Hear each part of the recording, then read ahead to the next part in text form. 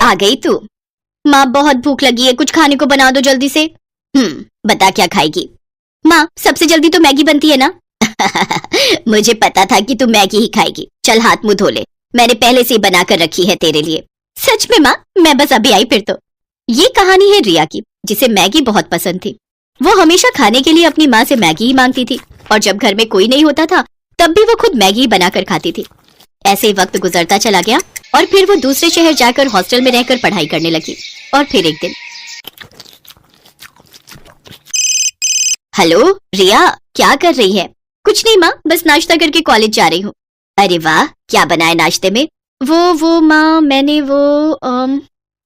Maggi ही बनाई होगी। हाँ माँ, थोड़ी देर हो रही थी तो मैंने सोचा कि मैगी ही बना लूं। अरे मैगी की भूखी, तेरा पेट कब भरेगा इस मैगी से? पेट तो बहुत अच्छे से भर जाता है माँ, बस जब से रिया हॉस्टल में आई थी तब से ही वो दिन रात बस मैगी ही खाती रहती थी। ना तो उसने कभी कुछ और बनाना सीखा और ना ही सीखने में रुचि ली। ऐसे ही उसका कॉलेज भी पूरा हो गया और फिर वो अपने घर लौट गई। फिर एक दिन, सुन जल्दी तैयार हो जाना, ठीक है?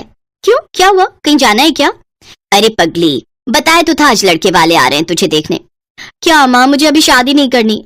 अभी नहीं तो कब करेगी? बुढ़ापे में क्या? चल जल्दी से तैयार हो जा। सरला के कहने पर रिया तैयार हो गई। सुधीर और उसकी माँ कुसुम उसे देखने आए।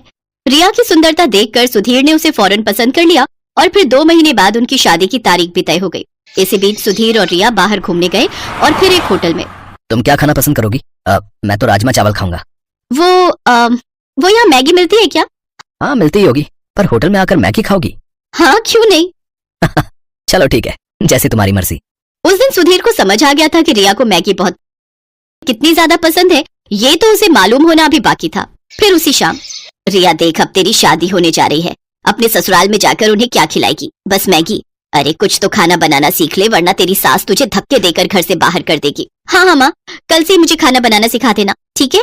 रिया को कभी खाना बनाने में इंटरेस्ट नहीं आया। उसने जब बहुत आसानी से अपनी माँ को कहा कि वो कल से ही खाना बनाना सीखेगी, तभी उसकी माँ समझ गई थी कि वो जरूर कोई तिकड़म फिरा रही है। शादी को अब बस 10 दिन बचे थे और अगले ही दिन रिया की 4 सहेलियां उसकी शादी के लिए उसके घर में आकर सरला समझ गई कि अब वो उसकी सहेलियों के सामने उसे क्या ही खाना बनाना सिखा पाएगी। और हुआ भी वही, जिस बात का सरला को डर की तारीख आ गई, पर असली कहानी तो अब शुरू होने वाली थी। शादी के ठीक 2 दिन बाद, रिया बेटी यहाँ आओ। जी माँ जी।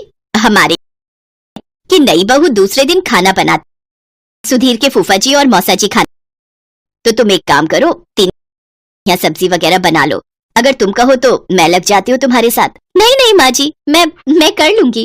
रिया ने उस वक्त तो अपनी सास को हाँ बोल दिया, लेकिन अब उसकी हालत खराब हो रही थी क्योंकि बचपन से उसने मैगी के अलावा कुछ और बनाना सीखा ही नहीं था। वो किचन में गई और झट से अपना फोन खोला और अलग अलग रेसिपीज खोलने लगी। उसने तय किया कि वो फोन से देखकर 3-4 तरह की डिश बना लेगी। उसने खाना बनाना शुरू किया, लेकिन कुछ ही देर में उसके पसीने छूट गए। चावल जल चुके थे, मटर पनीर में मटर तो थे पर पनीर पूरा घुल चुका था, कढ़ी कच्ची थी और भिंडी में नमक तेज हो गया था। रिया समझ गई कि आज उसकी शामत आने वाली है। तभी बाहर से उसकी सास की आवाज आई, बेटा रिया, खाना बन गया हो तो ले आओ, सब लोग इंतजार कर रहे हैं। उसने झट से बर्तन गैस पर चढ़ाए और उनमें पानी उबलने के लिए रख दिया और ठीक 10 मिनट बाद वो खाने की टेबल पर उन्हीं बर्तनों को लेकर आई। अरे वाह, बहू ने तो काफी कुछ बना लिया। लाओ बेटा, लगी है। हाँ हाँ भाई साहब, सही कहा, भूख तो जोरों की लगी है। जैसे ही मौसा जी ने पहला बर्तन खोला, वो चौंक गए क्योंकि उसमें मैगी थी। हैं? बहू ने तो मैगी बनाई है? दूसरा बर्तन खोलिए भाई साहब, उसमें होगा कुछ। मौसा जी ने जब दूसरा बर्तन खोला तो उसमें भी मैगी ही थी। जी, ये वाली वेज मैगी है मौसा जी। अच्छा, और बाकी बर्तनों में कौन सी मैगी है बहू रानी? वाले बर्तन में मसाला मैगी और उस वाले में अंडा मैगी है, खाकर देखिए, बहुत बढ़िया बनाई है मैंने। रिया की बात सुनकर उसकी सास कुसुम ने अपना माथा पीट लिया और उधर सुधीर के फूफा जी और मौसा जी एक दूसरे का मुंह ताकने लगे, लेकिन रिया ने खाना बनाना नहीं सीखा। उसकी सास कुसुम ही सबके लिए खाना बनाती थी। फिर एक दिन कुसुम अचानक किचन में बेहोश हो गई और फिर अस्पताल में। देखिए, अब बेहतर है कि ये ज्यादा से ज्यादा आराम करें और हाँ, फूड दीजिए, जैसे सूप, पनीर, दूध, दही, अंडे से बनी चीजें। घर का खाना खाएंगी तो जल्दी से ठीक हो जाएंगी, वरना कमजोरी बढ़ती ही जाएगी और फिर बड़ी मुश्किल हो जाएगी। रिया और सुधीर आए, लेकिन रास्ते भर ना तो कुसुम ने और ना ही सुधीर ने उससे कुछ कहा। फिर अगले दिन जब कुसुम सोकर उठी तब, चलो अब फटाफट सबके लिए नाश्ता बना दे। जैसे ही कुसुम किचन में जाने लगी तभी रिया उसके पास आई। उसके हाथों में पराठे और सब्जी थे और आंखों में आंसू। पराठे जले हुए थे और सब्जी कच्ची। मुस्कुराकर रिया के सिर पर हाथ फेरा और बोली, कोई बात नहीं बेटा, ऐसा करो मेरे लिए कुर्सी डाल दो रसोई में, मैं बनाती जाना, फिर देखना सब ठीक से बनेगा। उस दिन हर रोज खाना बनाना सिखाने लगी और रिया भी अब दिल लगा। 6 महीनों तक रिया ने लगाया और अब वो बहुत बढ़िया खाना। उसकी सास कुसुम भी अब पहले से तंदुरुस्त हो गई थी। फिर एक दिन जब रिया अपने कमरे में थी तभी उसकी सास वहां एक खाना खा लो। अरे माँ जी, मैंने खाना बनाया हुआ है, आपने क्यों? अरे मैगी बनाई है तुम्हारे लिए, मुझे भी तो तुम्हारा थोड़ा ख्याल रखना चाहिए ना।